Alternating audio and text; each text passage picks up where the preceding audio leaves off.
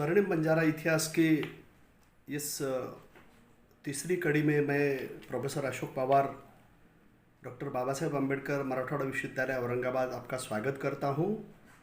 और इस कड़ी में मैं आपसे स्वर्णिम बंजारा इतिहास की बंजारा संस्कृति के उत्पत्ति के इतिहास पर आपसे मैं चर्चा करना चाहता हूँ।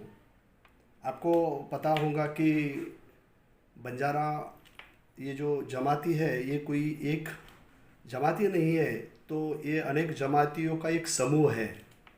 इसीलिए ऐसे बंजारा जमाती पर डच आर्काइव रहो, फ्रेंच आर्काइव रहो, ब्रिटिश आर्काइव रहो, उर्दू रहो, फारसी रहो, मोडी रहो, डिंगल भाषा रहो, गुजराती रहो, मेवाड़ी रहो, मारवाड़ी रहो, पंजाबी रहो, हर भाषा में बंजारा संस्कृति, वीरता और शूरताओं का इतिहास, स्वर्णिम इतिहास इसमें उजागर किया गया है। और हर काल में, हर वेश में, हर परिवेश में, हर देश में इस संस्कृति के बारे में चर्चाएं की जाती है, लिखा जाता है, लिखा गया है।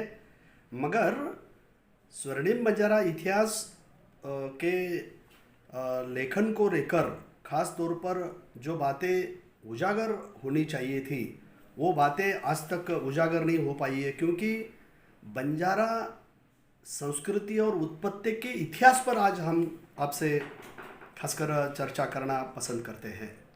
आपको पता होगा कि हम किसी विषय वस्तु को लेकर जब चर्चा करते हैं तो हमारे लिए संदर्भ बहुत महत्वपूर्ण होते हैं, साधन बहुत महत्वपूर्ण होता है, साधन सूचिता हमारे लिए बहुत महत्वपूर्ण होती है।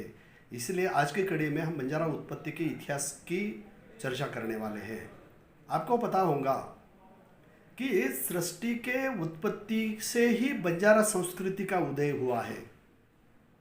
मैं ऐसा अगर आपसे कहूँ तो शायद वो गलत नहीं होगा, क्योंकि जब सृष्टि की उत्पत्ति हुई थी तब पृथ्वी पर केवल मनुष्य, वृक्ष, पशु का वास होता था।